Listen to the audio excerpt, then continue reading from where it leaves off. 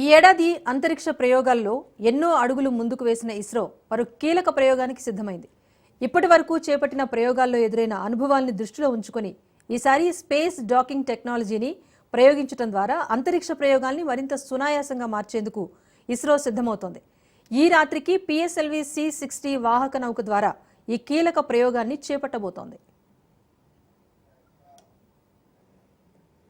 అంతరిక్షంలోకి పంపే వాహక నౌకల్ని సునాయాసంగా దానికి అనుసంధానం చేసేందుకు వీలుగా తయారు చేసిన స్పేస్ డాకింగ్ సాంకేతిక పరిజ్ఞానాన్ని ఇవాళ ఇస్రో పరీక్షించబోతోంది. ఇది కనుక విజయవంతమైతే మరింత సులభంగా అంతరిక్ష నౌకల్ని ప్రయోగించేందుకు వీలవుతుందని అంచనా. ఇది భారత అంతరిక్ష ప్రయోగాలకు కీలక మలుపు అవుతుందని శాస్త్రవేత్తలు అంచనా వేస్తున్నారు. దీంతో ఇవాళ రాత్రి 9:45 జరిగే ఈ ప్రయోగం ఇస్రోకు చాలా కీలకంగా మారనుంది. దాదాపు 220 కిలోల బరువున్న 2 ప్రత్యేకంగా తయారు చేసిన ఉపగ్రహాలు పిఎస్ఎల్వి C-60 వాహక నౌకకు అనుసంధానించి ఇస్రో ప్రయోగించబోతోంది. వీటికి చేజర్, టార్గెట్ అనే 2 పేర్లు కూడా పెట్టారు.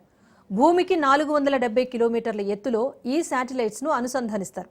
ఇప్పటి వరకు ఈ పరిజ్ఞానం కేవలం అమెరికా, రష్యా, చైనా వద్ద మాత్రమే ఉంది. ఇప్పుడు మనం సక్సెస్ అయితే స్పేస్ డాకింగ్ పరిజ్ఞానం కలిగిన 4వ దేశంగా భారత్ అవతరించనుంది.